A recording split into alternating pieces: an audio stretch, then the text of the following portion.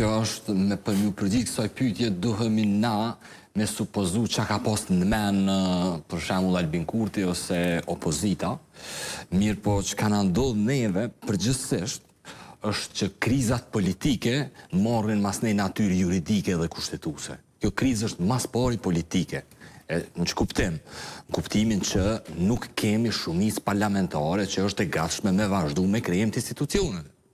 Kur nuk ekziston kjo krizë, kur nuk ekziston kjo shumicë parlamentare, masanej duhet me kriju boshllëqe juridike e cila t'jep mundësi me bleku, edhe e cila masanej ta krijon mundësinë për eventualisht me shantazhu tjertë, edhe me provu me zgjidh problemet që nuk po mundesh me zgjidh normalisht.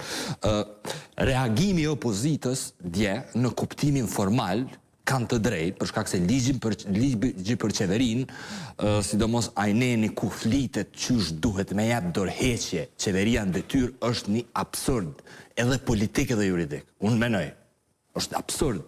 I çuditshëm është boll.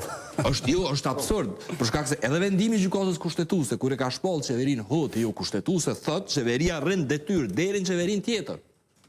Pra, domethënë, kjo është mos me kuptu nocionin bazik të shtetit pe që ka histori shtetit, që i bjen shtetin nuk rend pa udhëheqje politike, nuk mundet me met në administrat. Unë nuk besoj që ata që e kanë shkru kushtetutën kanë mendu që kanë një moment kur shtetin e udhëheq për shembull sekretarët permanent, apo aso që janë ata drejtorat e departamenteve, nuk ka kuptim.